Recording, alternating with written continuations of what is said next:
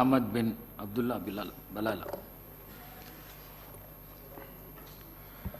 Thank you, Speaker Sahab.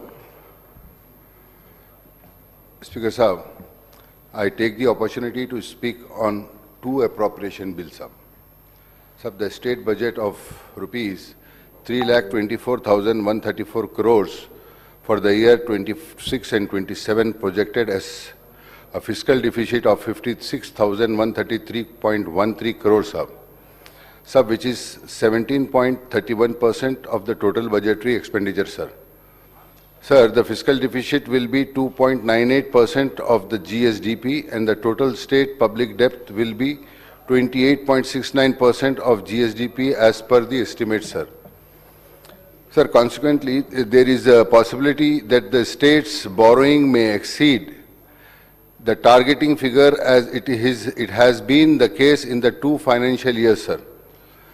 I welcome the allocation of 50,713 crores for the 6th guarantee Abhay Astam, which is flagship program of Congress government, sir. Sir, the allocation of 6th guarantee together with other poll promises, welfare schemes, subsidies and development works comes to 1,45,591 crores, sir, and this work out to be 44.9% of total budget, sir. Sir, revised estimates in the current financial year, the total receipt as per revised estimate are 2,81,517 crores as against the budget estimates of 3,04,366 crores, sir. Sir, the total expenditure is rupees 2,81,239 crores as per revised estimates as against the budget estimate of 3,04,865 crores, sir. Sir, the next borrowing of the state government are rupees 56,133 crores as per revised estimate against the budget estimate of rupees 54,010 crores. Subsequently, estimates while presenting the state budget for the next year, the finance minister Sahab has provided the revised budget estimate for the current year, which indicate the huge shortfall of rupees 23,626 crores compared to the budget estimate, sir. Sir, this being the cause, the Minister Sahab has presented a supplementary estimates of the massive 62,600 crores for the 25 and 26 financial years, sir. I think in the history of both the assemblies, Andhra Pradesh and Telangana, this is the first time that this supplementary estimates have been presented, sir. Sir, when the state is facing severe resources crunch, where is the financial withdrawals for incoming for the supplementary expenditure, sir? Sir, I would like Finance Minister Sahab to clarify as to the sources of fund for the massive supplementary estimates, sir. Sir, CAG report for 24-25, the total receipts for projected at rupees 2,74,000 crores, 57 crores, 2,74,057 crores in the budget estimate, whereas the actual receipts amounted to rupees 2,81,551 crores, indicating the shortfall of 20%, sir. Panel Speaker Sahab, similarly the expenditure was projected at rupees 2,74,058 crores in the budget estimates and the actual expenditure amounted to rupees 2,18,251 crores. The receipt estimates including borrowing of rupees 49,255 crores while the actual borrowing amounted to rupees 48,922 crores, sir. Sir, that is 99% of the target. As against the project revenue surplus of 297 crore, the actual revenue deficit is 9,420 crores, sir. Sir, the fiscal deficit and the estimate of at rupees 49,256 crores and the actual deficit was rupees 48,920 crores. That is 99% of the estimate. I would request the Finance Minister to clarify on this. Coming to the specific issues, sir.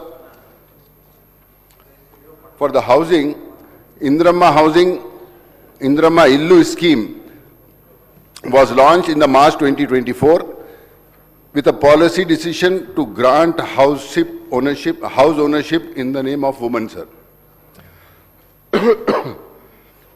Under the scheme, the government has sanctioned 4.5 lakh houses at the estimate cost of rupees 22,500 crores, with the minimum allocation of 3,500 houses per constituency, with financial assistance of rupees 5 lakhs per house, sir. It is 2 years since the scheme got underway, and so far administrative sanction was accorded for rupees 3,26,000 houses, and the work was started on 2,62,000 houses. The 3,26,000 houses are scheduled to be completed in the next financial year of 26-27, sir. Sir, मैं मेरी party की जानिब से जो हमारे पोंगुलेटी श्रीनिवास रेड्डी साहब housing minister है, उनके ऐलान का खैर मकदम करता हूं, जो इन्होंने इस साल के आखिर तक 2,75,000 घरें, जो हर कॉन्स्टिट्यूंसी के अंदर 2,000 घर देने का उन्होंने ऐलान किया है। हम हमारी पार्टी की जानिब से इस ऐलान का खैर मकदम करते हैं साहब। साथ ही साथ रोड वाइंडिंग के ऊपर साहब, न्यू फ्लाईओवर म्यूनिसिपल एडमिनिस्ट्रेशन के अंदर न्यू फ्लाईओवर का मेंटेनेंस के बारे में कुछ भी नहीं कहा गया। कई न्यू फ्लाईओवर का मेंटेनेंस करना है। पुराने फ्लाईओवर्स मखदूश हालत में हो गए हैं, एक से दराज से फ्लाईओवर्स बने हुए हैं, क्रैक्स आ गए हैं, लोगों की जान का खतरा है। उसके मेंटेनेंस के लिए कुछ प्लान बनाया जाए। प्रेजेंट स्टेटस ये है कि 5 साल में बजट अलॉकेटेड कुछ भी नहीं किया गया साहब इनके मेंटेनेंस के लिए, और ना कोई एक्सपेंडिचर हुआ इसके फ्लाईओवर्स के मेंटेनेंस के लिए। साहब मैं आज 25 साल से ज्यादा हो गए साहब चार मीनार पेडेस्ट्राइजेशन प्रोजेक्ट का ऐलान होकर। 25 साल में कोई काम नहीं हुआ चार मीनार पेडेस्ट्राइजेशन के अंदर, सिवाय यहाँ के गुलजार हाउस के पास से बाहर से रोड बंद कर दिए, और ट्रैफिक का वही प्रॉब्लम है। कोई काम नहीं हुआ चार मीनार पेडेस्ट्राइजेशन के ऊपर। कांग्रेस गवर्नमेंट ही ये प्रोग्राम को लाई थी। आज 25 साल के बाद भी चार मीनार पेडेस्ट्राइजेशन के ऊपर कोई प्रोग्राम नहीं हुआ। गुज़िश्ता गवर्नमेंट आई, आकर कही कि हैदराबाद को और पुराने शहर को मैं इस्तांबुल बना दूंगा, कुछ नहीं काम हुआ। मौजूदा गवर्नमेंट से भी उम्मीद है, मौजूदा गवर्नमेंट भी कुछ काम नहीं कर रही है। पुराने शहर के अंदर सिर्फ एक ही, हम बहुत बड़े शुक्रगुजार हैं इस गवर्नमेंट के, जो इन्होंने मेट्रो रेल का काम वहां पर चालू कराया। 100 फीट की रोड का काम स्टार्ट हो गया, मैक्सिमम रोड वाइंडिंग हो गया, मेट्रो रेल का काम ओल्ड सिटी में चालू हुआ, लेकिन चार मीनार पेडेस्ट्राइजेशन को निगलेक्ट किया जा रहा है। चार मीनार पेडेस्ट्राइजेशन को टेकअप करना जरूरी है। और ये मैं आपके जरिए मिनिस्टर साहब के इल्म में लाना चाह रहा हूँ कि रोड वाइंडिंग का काम तो तेजी से हो रहा है साहब, लेकिन साथ ही साथ जो रोड के ऊपर पोल्स है, इलेक्ट्रिसिटी डिपार्टमेंट, क्योंकि आप ही देख रहे हैं, आप गवर्नमेंट का प्रोग्राम है कि पूरे अंडरग्राउंड केबलिंग करने का, तो मेन रोड पे से तमाम पोलों को शिफ्ट करके साइमल्टेनियसली वो काम को करने के लिए आप हिदायत दें तो इलेक्ट्रिसिटी डिपार्टमेंट उसके ऊपर काम करेगा साहब। पूरे पोल्स निकालने का है। और रोड वाइंडिंग जो गवर्नमेंट करा रही है मेट्रो रेल के लिए, उसकी सोशल एडिटिंग होना जरूरी है। गवर्नमेंट करोड़ों रुपया देकर रोड वाइंडिंग करा रही, उसके बाद जो है ना, because of the negligence of the officers, अगर 20 फीट किसी की जा रही है तो वापस 5 फीट इंक्रोच हो जा रहा है, तो रोड वाइंडिंग का फायदा क्या है? तो social auditing of the road winding should is required. और पार्किंग के लिए एक जमाने से कह रहे हैं कि भैया आप चार मीनार पेडेस्ट्राइजेशन आपका कामयाब होगा, हमारे पास पार्किंग की तकलीफ है। किरण कुमार रेड्डी साहब थे वक्त, मुझे याद है, 2 जगह का फाउंडेशन स्टोन रखे थे, एक पेंशन पेमेंट ऑफिस के अंदर और एक चार मीनार बस स्टॉप के ऊपर। आज तक वो पार्किंग का काम स्टार्ट नहीं हुआ साहब। बोले तो बोलते कि भाई टेंडर बुलाए हैं, कोई लोग आ रहे हैं पार्टिसिपेट करने के लिए। अरे भाई, आप जिस तरीके से आप दूसरी जगहों के ऊपर पार्किंग लॉट्स बनते हैं, तो वहां के नॉर्म्स के अंदर, यहाँ के नॉर्म्स के अंदर कुछ रिलैक्सेशन कीजिए। आप अगर कुछ रिलैक्सेशन करेंगे तो कुछ लोग आकर बनाएंगे। पीपीपी प्रोजेक्ट है ये। तो मेरी आपसे गुजारिश है कि पार्किंग का मसला यहाँ पर जब तक हल नहीं होगा, जब तक चार मीनार पेडेस्ट्राइजेशन के चार मीनार बस स्टॉप के ऊपर पार्किंग बने, ताकि लोग वहां पर गाड़ी पार्क कर कर अपने पेडेस्ट्राइजेशन जोन के अंदर आए। लोग रोड के ऊपर गाड़ी रख दे रहे हैं, जिसकी वजह से ट्रैफिक का और ज्यादा मसला हो रहा है सब। सैनिटेशन सबसे ज्यादा खराब होते जा रहा है दिन पर दिन। जरूरत है सैनिटेशन के ऊपर हमको तवज्जो देने की, और हमने बारहा मुतालबा किया है कि पुराने वर्कर्स खत्म हो रहे हैं, सैनिटेशन के लिए नए स्वीपिंग यूनिट्स बनाए जाए, जितने भी सीआरएमपी के रोड्स है पूरे रोड्स को प्राइवेटाइज किया जाए ताकि अच्छे तरीके से वहां पर स्वीपिंग हो सके साहब। उसके साथ ही साथ टूरिज्म डिपार्टमेंट का साहब, खटोरा हाउस को हमने कहा कि भाई खटोरा हाउस को लीजिए आप, अच्छी जगह है। आज हैदराबाद के अंदर अगर टूरिस्ट आता है तो सबसे पहले उसके जहन में 4-5 नाम रहते साहब, उसके बाद दूसरे चार मीनार, सालार जंग म्यूजियम, गोलकुंडा किला, 7 टोम्स, बिरला मंदिर। ये 5 नाम के बाद कोई दूसरी चीज की तरफ जाता है, कोई अगर से टूरिस्ट हैदराबाद को आता है तो यही चीजों को आप लोग निगलेक्ट कर रहे हैं। आज जरूरत है कि टूरिज्म का यहां पर तो कोई अमल दखल ही नहीं है। टूरिज्म के पास इतना फंड है, आप दे दीजिए ना साहब, चारमीनार प्रोड्यूसराइजेशन प्रोजेक्ट टूरिज्म को दीजिए, आप टूरिज्म को करो बोलिए आप। और टूरिस्ट सबसे ज्यादा वहां आता है लाड़ बाजार के नाम के ऊपर। भाई जब टूरिस्ट वहां पर आ रहा है और टूरिज्म डिपार्टमेंट वहां पर अदम मौजूदगी है, टूरिज्म डिपार्टमेंट की कोई मौजूदगी नहीं है, कोई काम ही नहीं कर रहा टूरिज्म डिपार्टमेंट, तो टूरिस्ट वहां पर जब आ रहा है तो उनका जिम्मेदारी है कि उसका काम किया जाए, उसके लिए किया जाए। और साथ ही साथ साहब, जब तक ये चारमीनार प्रोड्यूसराइजेशन मुकम्मल नहीं होगा, जब तक आप ये हॉकर्स ब्रिज नहीं बनाएंगे, मूसी ब्यूटिफिकेशन का प्रोग्राम चीफ मिनिस्टर साहब टेकअप कर रहे हैं, this will be a feather in the Musi साहब। मूसीज क्या इनके काम, ये आप ब्रिज बना दिए तो पूरे रोडों के ऊपर से जितने हॉकर्स है, जो भी सहिया टूरिज्म आएंगे, टूरिस्ट आएंगे, ये सब लोग वहां पर जाकर बजाय रोडों के ऊपर तकलीफ होने के ये कंप्लीटली हॉकर्स ब्रिज हो जाएगा साहब। मैं हुकूमत का शुक्रिया अदा करता हूं कि हुकूमत ने पुराने शहर के अंदर सीवरेज सिस्टम के लिए बजट दिया है साहब। कल चंद्रायन गुट्टे के लिए दिया, दूसरे हमारे कारवान कॉन्स्टिट्यूंसी और दूसरे कॉन्स्टिट्यूंसी के लिए दिया, और कल भी आपने मलकपेट के लिए भी आपने कल दिया। मैं आपका उसमें शुक्रिया अदा करता हूं साहब। उसके साथ याखुतपुरे का एक बाकी है साहब, याखुतपुरे का आप कर दिए तो मेहरबानी होगी, क्योंकि पुराने निज़ाम के ज़माने के सीवरेज लाइन्स है। उसके बाद हमने कई जगहों के ऊपर लाइन्स डलाए। जिस वक्त गुज़िश्ता हुकूमत वाईएस राजशेखर रेड्डी साहब जिस वक्त थे, उन्होंने ओल्ड सिटी को पैकेज दिया था 2000 करोड़ का सीवरेज लाइन का। उसके अंदर सीवरेज के काम हुए, लेकिन कई जगह पर ट्रंक मेंस वैसे के वैसे ही है जो इस्तेमाल नहीं हो रहे हैं।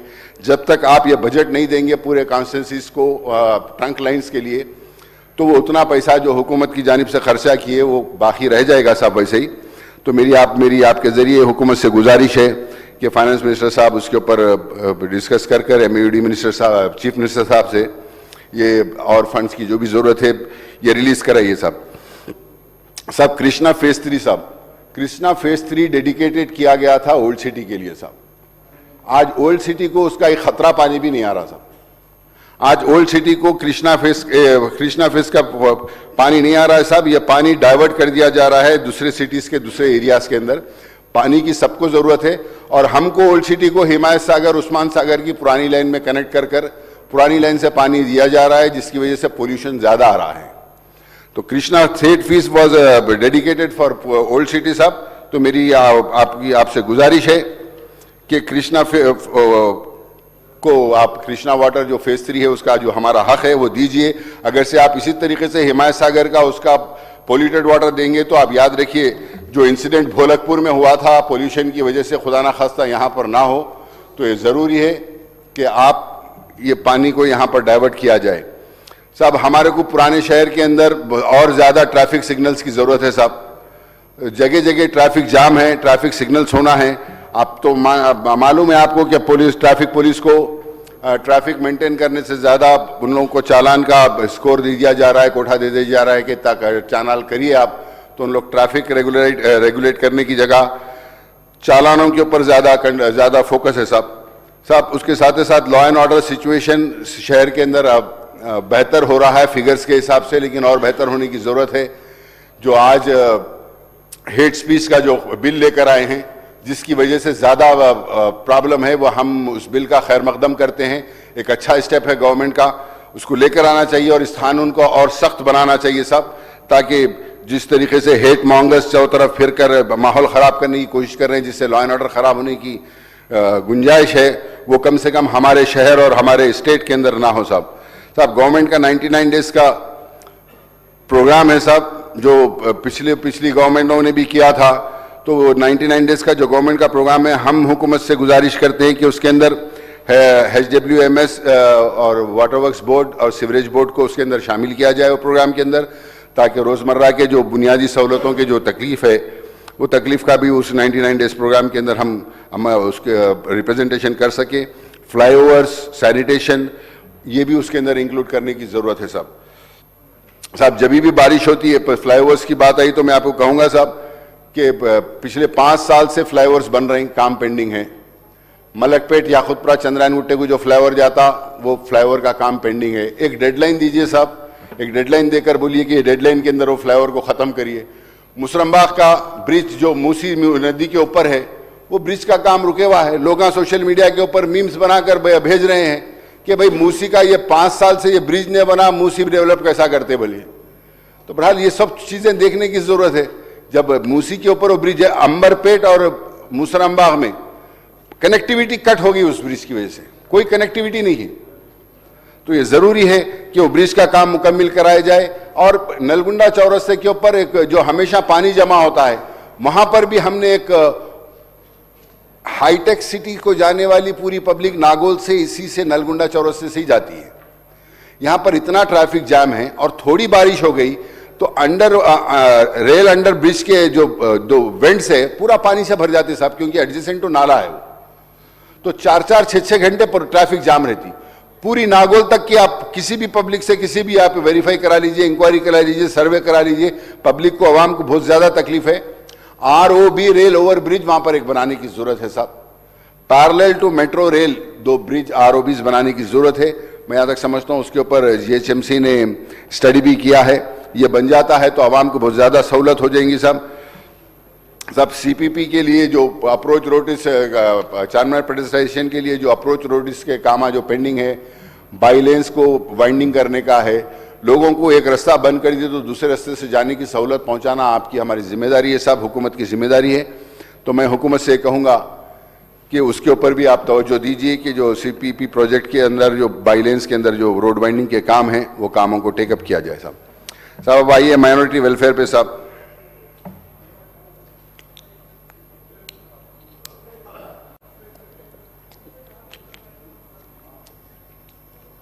सब वेलफेयर स्कीम्स के अंदर RTF, MTF, ओवरसीज स्कॉलरशिप मैं जहाँ तक समझता हूँ आपने काफ़ी दिया है। इस साल के लिए जो अप्लाई करे हैं उसकी कमेटी नहीं बनी, उसकी स्क्रूटनी करने के लिए उसकी कमेटी बना के उसकी स्क्रूटनी कराइए साहब। ये RTF, MTF क्यों नहीं देते साहब? ये कब से पेंडिंग है ये? अगर से आपको मैं इसके फिगर्स बताऊंगा तो आप परेशान हो जाएंगे साहब। MTF के अंदर बजट अलॉकेट हुआ 120 करोड़, BRO भी रिलीज हुआ 120 करोड़ का। दिए क्या साहब आप इसके अंदर? सिर्फ 1 करोड़ 20 लाख रुपए, 1%। और अब RTF में देखिए आप 300 करोड़ अलॉकेट हुआ, BRO भी इशू हुआ 300 करोड़ का, ये इसमें दिए आप सिर्फ 22%, 68 करोड़ रुपीस। सब प्री मैट्रिक स्कॉलरशिप तो मुसलमानों को तो प्री मैट्रिक स्कॉलरशिप से निकाल ही दिया गया है। पहले central government pre matric scholarship देती थी, अब तो कुछ भी नहीं दे रहे हैं सेंट्रल गवर्नमेंट से। कम से ऑन पार विथ जो SC, ST, BC को जो दे रहे हैं प्री मैट्रिक स्कॉलरशिप दीजिए ना साहब। मुसलमान का बच्चा पढ़ेगा तो आपका हुकूमत का, हमारे स्टेट का ही नाम रोशन होगा। तो प्री मैट्रिक स्कॉलरशिप आप माइनॉरिटीज को क्यों नहीं दे रहे?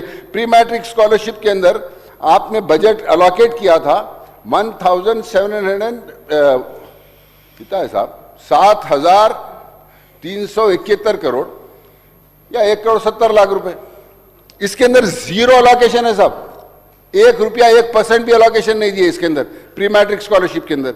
शादी मुबारक जो ग्रीन चैनल की स्कीम है, 650 करोड़ रुपए आप माइनॉरिटी वेलफेयर से इसके अंदर शादी मुबारक के लिए अप्लाई किए, इसके अंदर दिए 245 crore, only 37% of the allocated budget. BRO पूरा 650 का निकला लेकिन दिए सिर्फ 37% साहब। ये सब क्लियर कराइए साहब, लोगों को खर्जे है, जो लोगों को खर्जे फेरने का है साहब। इसके साथ ही साथ राजू युवा विकासम स्कीम के अंदर 840 करोड़ रुपीस अलॉकेट हुए।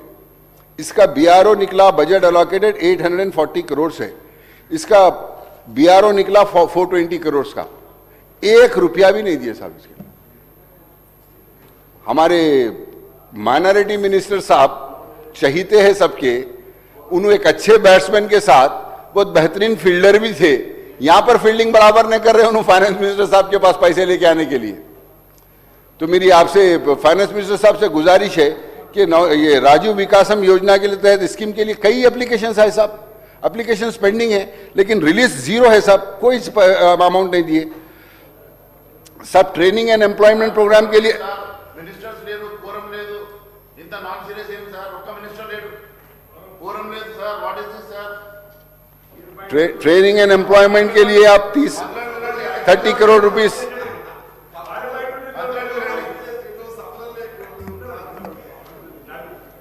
ट्रेनिंग एंड एम्प्लॉयमेंट के लिए 30 करोड़ रुपए आप अलॉकेट किए, जिसमें 22 करोड़ का बीआरओ निकला और आपने रिलीज किए सिर्फ 5 करोड़ रुपए, 16% साहब।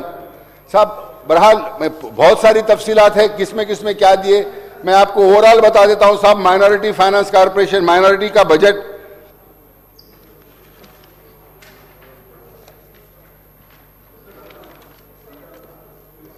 गुज़िश्ता 3,585 करोड़ का बजट था साहब, 3,585 करोड़ का बजट था और इसके अंदर बीआरओ रिलीज करे आप 3,000 करोड़ का, 3,000 करोड़ का, और इसके अंदर सिर्फ एक्सपेंडिचर हुआ है 16,021 करोड़, ओनली 45% साहब।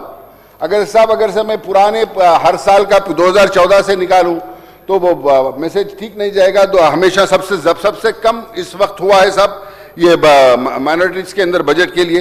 तो मेरी आपसे गुजारिश है कि माइनॉरिटीज का बजट रिलीज करिए, प्री मैट्रिक स्कॉलरशिप के लिए रिलीज करिए, माइनॉरिटी फाइनेंस कॉर्पोरेशन को मजबूत करिए। पहाड़ी शरीफ का रैंप के लिए हर असेंबली में बोल रहे हैं कोई काम नहीं हो रहा साहब। ये एक फोरम ऐसा है जहां पर आकर हम बोले तो हम उम्मीद कर सकते हैं कि भाई ये काम बोले हैं यहां पर हो जाएगा, वादा मिल रहा है लेकिन काम नहीं हो रहा है साहब। रमजान के सैंक्शंस हो या बोनालू के सैंक्शंस हो, मुहर्रम के जो बुनियादी कामों के सैंक्शंस लेते हैं, ये ईद, ये बोनाल चले जान दो, बोनाल का सैंक्शन लो या रमजान का, मुहर्रम का, नेक्स्ट आए तक भी काम नहीं होता। पहाड़ी शरीफ का रैंप का साहब, रैंप है, रैंप बनाने का है, उसके ऊपर जियारत करने के लिए लोग जाते हैं तो उनको बड़ी तकलीफ है उसके ऊपर जाने के लिए। तो रैंप बना दिए तो वो उसका सहूलतों की 2 जगह का है साहब, पहाड़ी शरीफ का है और बाबा शरफुद्दीन का है साहब। ये टूरिस्ट प्लेसेस है साहब, यहां पर दुनिया के टूरिस्ट आते हैं यहां पे। मौला अली का बोला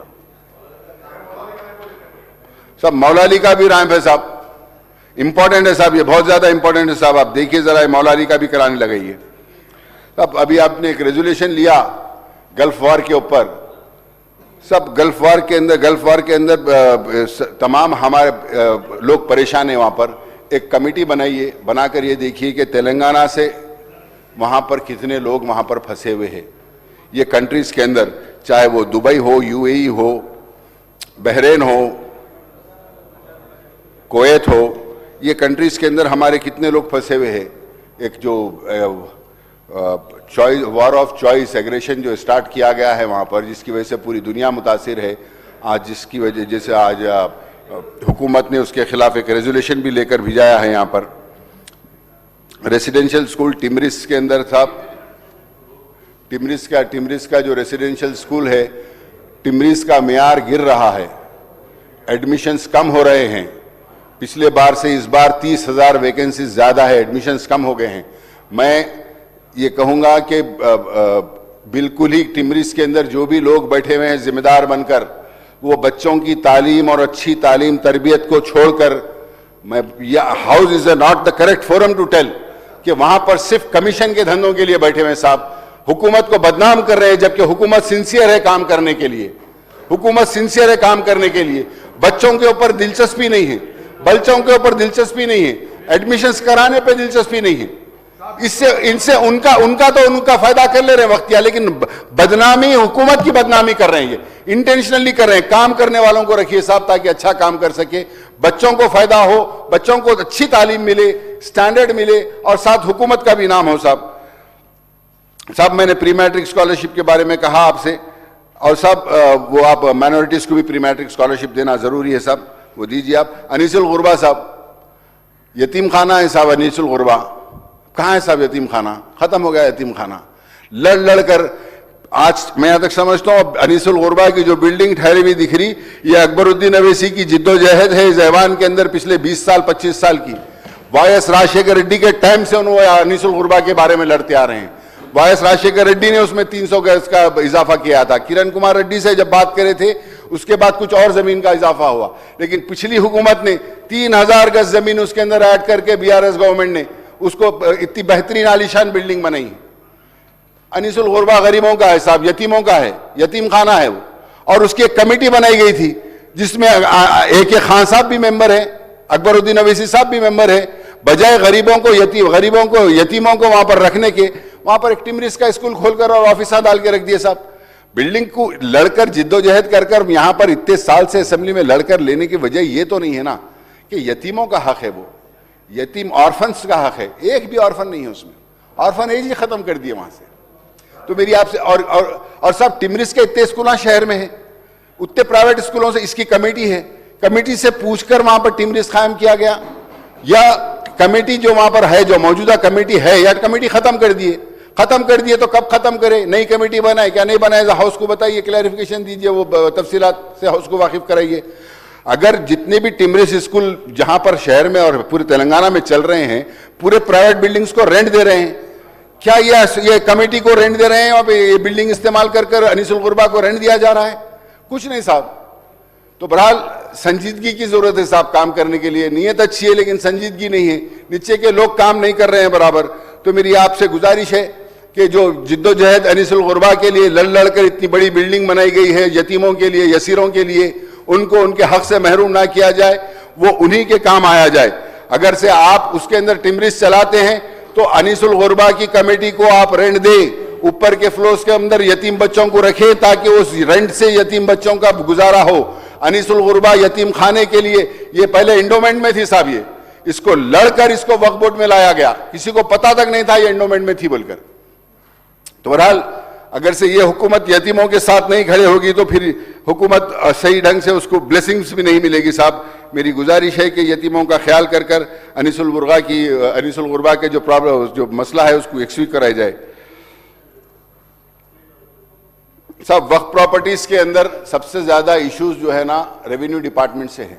एक कमेटी बनाइए, एक कमेटी बनाकर वक्फ के ओहदेदारों को और रेवेन्यू डिपार्टमेंट के ओहदेदारों को वंस फॉर ऑल एक सोल्यूशन कीजिए, क्योंकि ये पोर्टल जो पोर्टल आया है वक्फ प्रॉपर्टीज को इंदराज करने का, उम्मीद पोर्टल, ताकि ये सोल्यूशन हुआ तो उम्मीद पोर्टल के अंदर सही ढंग से वक्फ प्रॉपर्टीज उसके अंदर अपलोड हो सकते हैं। सबसे ज्यादा क्लैशेस रेवेन्यू डिपार्टमेंट के साथ है। कमेटी बनाइए, दोनों के जिम्मेदारों को बिठाकर वंस फॉर ऑल इसका रास्ता निकालिए, इसका सोल्यूशन कराइए साहब, बड़ी मेहरबानी होगी साहब। दरगाहों के भी फंड्स देने का है साहब, मैं आपसे गुजारिश करूंगा कि दरगाहों के को भी फंड्स दिया जाए, क्योंकि दरगाहों के पास भी बहुत ज्यादा टूरिस्ट आते हैं सब। ये उर्दू टीचर्स का बोलते बोलते थक जा रहे हैं साहब, बोलने को भी अब हमारे को वो दिख रहा है कि इतने बार बोलना। भाई उर्दू का DSC कराइए, जो रिजर्व पोस्टां हैं SC ST के लिए, वो उन लोग नहीं आने की बात जो है उसको डिरिजर्व करिए। आप यकीन मानिए साहब, सिर्फ ये बार बार नाम आप लोग बोलते हैं कि बार बार नाम लेते हैं उनका, लेकिन जरूरी है। The reserve last time YS Rajashekhar Reddy के टाइम पर ही हुआ था, उसके बाद से आज तक नहीं हुआ साहब। पिछले 10 साल में पिछली हुकूमत को 10 साल से बोलते रहे, नहीं हुआ। फाइनेंस मिनिस्टर साहब, मैं आपसे गुजारिश करता हूं कि कम से कम अब तो भी ये उर्दू का DSC कराइए। जितने रिजर्व पोस्ट है उसको 1 से 2 बार उनका DSC बुलाइए। अगर से लोग आते हैं तो अच्छा है, वेलकम। अगर नहीं आए तो पोस्ट वेकेंट छोड़ने की बजाय उसको डिरिजर्व कर वो फिल करिए साहब, बड़ी मेहरबानी होगी आपकी सब। एग्रीकल्चर मिनिस्टर साहब और CM साहब बड़े उससे जो पिछली गवर्नमेंट ने रातों रात फ्रूट मार्केट यहां से बर्खास्त करके बाटा सिंगाराम में शिफ्ट की थी, उसके ऊपर यहां पर वक्फ की जमीन के ऊपर टेम्पररी मार्केट डालने के लिए चीफ मिनिस्टर साहब ने भी इजाजत दी, एग्रीकल्चर मिनिस्टर साहब ने भी कहा, लेकिन उसके अंदर रुकावटें आ रही हैं। कुछ पार्टी के लोग, इस पार्टी की जिम्मेदारी आपकी उसके अंदर रुकावट पैदा कर रहे हैं। हमने चीफ मिनिस्टर साहब को भी बारहा कहा, एग्रीकल्चर मिनिस्टर साहब को भी कहा। तो मेरी आपसे गुजारिश है कि उसकी एक्सवी किया जाए, ताकि वहां पर छोटे व्यापारी, जब तक आपकी नई मॉडर्न मार्केट नहीं बनती, जब तक वहां पर अपना कारोबार करके अपना रोजगार पैदा कर सके साहब। हेल्थ के अंदर मैं हुकूमत का शुक्रिया अदा करता हूं। कि हुकूमत ने PHC हॉस्पिटल्स का दिया है, याकुतपुरे में, मलकपेट में, चंद्रायनगुट्टे में, गोलकुंडा किले में, लेकिन साहब काम तो सिर्फ या मलकपेट में चालू हुआ साहब, काम अच्छी स्पीड से चल रहा है। आपकी मेहरबानी से, because of the finance minister है, आप फंड्स रिलीज करने की वजह से काम तेजी से भी चल रहा है साहब। चंद्रायनगुट्टे में काम चालू हुआ। याकुतपुरे का एक GHMC को NOC देना है काम स्टार्ट करने के लिए, कॉन्ट्रैक्टर आके बैठे हुआ है, लेकिन वो GHMC वाले NOC नहीं दे रहे। तो हम उनसे डायरेक्ट भी बोले हैं, अब ये हाउस के अंदर भी बोल रहे हैं ताकि आप इसको टेकअप करें और उसके अंदर जो है ना बराबर तरीके से वहां पे याकुतपुरे में भी जो हॉस्पिटल का अलॉटमेंट हुआ है उसका काम चालू कराइए। बस्ती दवाखानों को और इम्प्रूव करने की जरूरत है। 250 हॉस्पिटल्स के अंदर, 250 बस्ती दवाखाना के अंदर मेडिसिन और स्टाफ की कमी है, कई जगह पे डॉक्टर्स नहीं है। तो मैं हुकूमत से गुजारिश करूंगा कि एक अच्छा है, सबसे ज्यादा अगर से फुटफॉल अगर से आप पूरे GHMC के अंदर देखेंगे तो बस्ती दवाखाना के अंदर, हर बस्ती के अंदर लोग ज्यादा से ज्यादा आकर, रोजमर्रा के लोग आकर वहां पर इलाज कराते हैं, वहां पर डॉक्टर्स की कोई कमी ना हो और मेडिसिन वहां पर बराबर दस्तयाब हो, वो देखना हुकूमत का काम है। हम गुजारिश करते हैं कि इसकी कमी है, इसके ऊपर गौर किया जाए और किया जाए। Golconda hospital, Palam road UPHC, चार मीनार तिब्बी दवाखाना, ये बारहा कल हमारे जुल्फ़िकार साहब भी इसके ऊपर कहे हैं। आप इसके ऊपर गुजारिश है कि हेल्थ मिनिस्टर साहब के साथ हमको एक जॉइंट मीटिंग कराए ताकि इसके प्रॉब्लम सॉल्व हो। अब इरिगेशन का तो खैर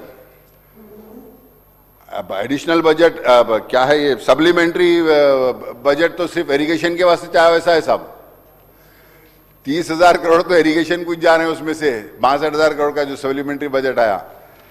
तो इस इरिगेशन के ऊपर कल हमने डिमांड्स में बोला था साहब, प्रजा पालना के अंदर 1 करोड़ 5 लाख एप्लीकेशंस आए थे साहब राशन कार्ड्स के ऊपर। हमने कल भी कहा था, आज फिर कह रहे हैं कि राशन कार्ड्स के अंदर जो भी एप्लीकेशंस पेंडिंग है वो एप्लीकेशंस दीजिए साहब, लोगों को दीजिए, बाकी का फाइल्स क्लियर करिए, पेंडिंग हैं। तो मैं हुकूमत से गुजारिश करूंगा कि जो राशन कार्ड जितने भी पेंडिंग है वो तमाम के तमाम राशन कार्ड्स को क्लियर किया जाए। गवर्नमेंट साहब, गवर्नमेंट ने सादा बाईनामा, जो पिछली हुकूमत ने सादा बाईनामा के ऊपर ज़मीनों को रेगुलराइज कर रहे थे, गवर्नमेंट ने उसका, ये मौजूदा गवर्नमेंट ने उसकी मुखालिफत की, लेकिन सुप्रीम कोर्ट से ऑर्डर आया कि सादा बाईनामा के को जो है सो आप उसको रेगुलराइज कर सकते। On par of that, notary का हम कितने ज़माने से बोल रहे हैं साहब, ओल्ड सिटी के अंदर मैक्सिमम अनऑथराइज्ड लेआउट्स है, नोटरी के ऊपर है, उसको आप करिए। गरीब को अगर से उसके पास 200 गज का घर है, नोटरी डॉक्यूमेंट पे है कि बच्ची की शादी है या कोई घर में कुछ बीमार हो गए, रहन तक मॉर्गेज करके लोन नहीं मिल रहा उसको, उसकी वजह से। तो नोटराइज के जो इस तरीके से सादा बाईनामा के ऊपर आप जमीन को रेगुलराइज कर रहे हैं, नोटरी डॉक्यूमेंट को भी ऑन पावर ऑफ दैट आप रेगुलराइज करिए, ताकि जो लोग वो नोटरी के डॉक्यूमेंट से उनको आसानी पैदा हो सके। सब जियो 58, 59 फाइनेंस मिनिस्टर साहब, भट्टी साहब, आपसे ज्यादा इसके बारे में कोई नहीं जान सकता। आपको इसके बारे में मालूम है, हर चीज मालूम है, हमसे ज्यादा मालूम है। 59 के अंदर लोग करोड़ों रुपए भर के रखे साहब, ये फाइला वैसी से रिलीज कराइए ना साहब, क्लियर करो, बोलिए ना फाइल कब तक लगा लेके रखते फाइला। चाहे वो गवर्नमेंट हो या कोई भी, गवर्नमेंट को पैसा, हुकूमत को पैसा आवाम ने भरा है, करोड़ों रुपए, हजारों करोड़ रुपए भरे लोग, लेकिन उनके फाइला पूरे पेंडिंग है, फाइला क्लियर नहीं करें जियो 59 के अंडर में, वैसी के वैसी पेंडिंग पड़े हुए हैं। तो ये हुकूमत, ये सब, ये आवाम से पैसे ले लेना रेगुलराइज करते बल्कि, और रेगुलराइज नहीं करना उनके साथ धोखा है साहब। मैं आपसे गुजारिश करूंगा कि आप इसके ऊपर खास तवज्जो दीजिए, देकर ये तमाम फाइलें जितनी है उसके ऊपर एक कमेटी बिठाकर उसको रेगुलराइज करिए साहब।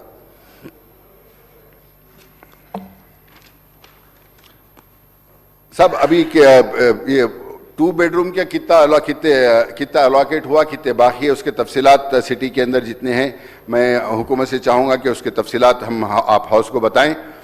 और सब पुराने जितने भी बिल्डिंग हैं, एम्बे हाउसिंग के नाम पर, राजू गुरुकल्पा के नाम पर, इंद्रम्मा के नाम पर, जितने भी पुराने इंद्रम्मा इंटू JNNURM के जितने भी पुराने घर हैं, हाउसिंग बोर्ड वालों ने भी बनाया था, पूरे खदशा हालत में है साहब। मैं परसों भी असेंबली में 0 ओवर में बोला मैं, लेकिन मैं आपसे बोल रहा हूं कि खुदा ना खास्ता ये बारिश में कुछ हादसा होकर हमको बदनामी उठाना पड़े, उससे पहले एक कमेटी बनाइए, टाउन प्लानिंग वालों को बोलिए, हाउसिंग डिपार्टमेंट को, कि हर जगह पर कहां पर कितने घर हैं, किसका क्या हालत है, कितने मजबूत है, कितने वीक है, पूरा रिपोर्ट मंगाइए, ताकि बिफोर हैंड हम रिपेयर कर सके, या बिल्कुल ही गिरने की नौबत पे आ गई तो वहां से विकेट करा सके लोगों को। और इसकी तामीर, इसकी दोबारा तामीर कराना जरूरी है या मरम्मत कराना जरूरी है, जो कराना पड़े हमको कराना पड़ेगा साहब। खुदा ना खास्ता कुछ जानों का नुकसान हो जाएगा तो उसके बाद कराकर कुछ फायदा नहीं होगा साहब। तो मेरी आप हुकूमत से गुजारिश है कि आप इसके ऊपर खास तौर के ऊपर तवज्जो दिए। आप जितने भी राशन कार्ड बाकी है वो राशन कार्डों की एक्सवी करके क्लियर कराइए साहब। और साहब ये ऑटो वालों को अभी पेट्रोल की अब जंग की वजह से जो डीजल की जो तकलीफ हो रही है, ऑटो वालों को साहब आप क्यों कुछ नहीं फराहम करते साहब? उनको इससे पहले पैसे भी देते, बोले पैसे मत दीजिए, कम से कम गैस तो, टोटल गैस से जो ऑटो वाले जो लाइन लगा के ठहरे हुए हैं, सुबह से शाम तक उसको खाली लाइन में आ रहा, तो शाम तक उसका नंबर आया तो बंद हो जा रहा। तो आप कम से कम जो है ना उसको ऑटो वालों को राहत पहुंचाइए। आप गिग वर्कर्स के बारे में हम अच्छा सोच रहे हैं, वो भी एक मानो में गिग वर्कर्स में जाएंगे साहब, वो भी गिग वर्कर्स में आएंगे, वो ऑटो वाले भी गिग वर्कर्स में आएंगे। जो टोटल गैस का ऑटो का जो उन लोग इस्तेमाल कर रहे हैं, उनको जो तकलीफ हो रही है, उसके ऊपर मैं आपसे कहूंगा कि उसकी तकलीफ को दूर किया जाए साहब।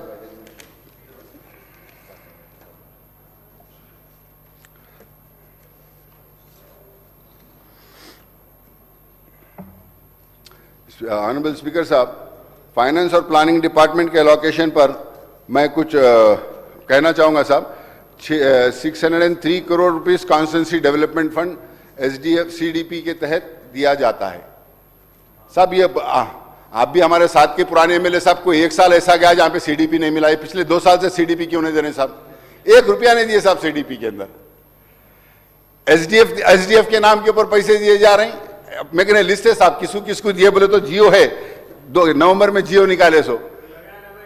अरे साहब साल खत्म हो जा रहा ना साहब, आज साल खत्म हो रहा, कल साल खत्म हो रहा, फिर अब नेक्स्ट ईयर के अंदर, ये साल में साहब आप खाली 74 एमएलए को सेलेक्टेड को दिए साहब। तो क्या नहीं साहब, आप सीडीपी कॉन्स्टिट्यूंसी डेवलपमेंट फंड क्यों नहीं देते साहब? ये एसडीएफ ठीक है, ये मर्जी की बात है आपकी। सीडीपी तो एक लेजिस्लेचर का हक है ना साहब। सीडीपी, एमपी को सीडीपी मिलता है, उसके अंदर कभी कोई वो नहीं होती। आप पिछले 2 साल से हुकूमत आई जब से, सीडीपी बिल्कुल ही बंद करके रखी। हर लेजिस्लेचर को मिलना चाहिए ना साहब सीडीपी। तो मेरी आपके जरिए फाइनेंस मिनिस्टर साहब से और खास तौर पे चीफ मिनिस्टर साहब से गुजारिश है कि सीडीपी फंड्स रिलीज कीजिए हर कॉन्स्टिट्यूंसी को फिक्स है, ताकि हम जब काम करा सके। इसके अलावा स्पेशल डेवलपमेंट फंड के अंदर आप अपने हिसाब से दे रहे हैं, हम भी आपके साथी थे साहब। या कांग्रेस के लोगों को दे रहे हैं या पलटी मार के ऐसे लोगों को दे रहे हैं? नहीं भाई, कांग्रेस के लोगों को दे रहे हैं या पलटी मार के कांग्रेस में ऐसे लोगों को दे रहे हैं? हम क्या करें साहब?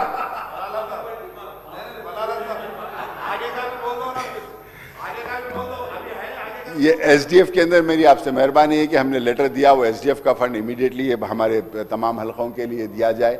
और सीडीपी के अंदर हमको मांगने की जरूरत नहीं है ना साहब। हर साल आप 5 करोड़ रुपए सीडीपी कॉन्स्टिट्यूंसी डेवलपमेंट फंड दे दिए तो हमारा आरामी से हमारे जो कामें हैं कामें बोल के करा लेंगे साहब।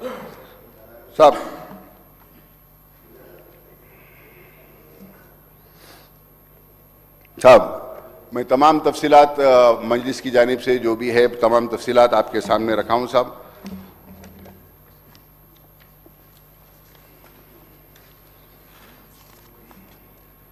On behalf of my party, I support the 2 appropriation bills, and I thank Honorable Panel Speaker Sahab for giving me this opportunity to put my suggestions and words in front of you. Thank you very much, sir.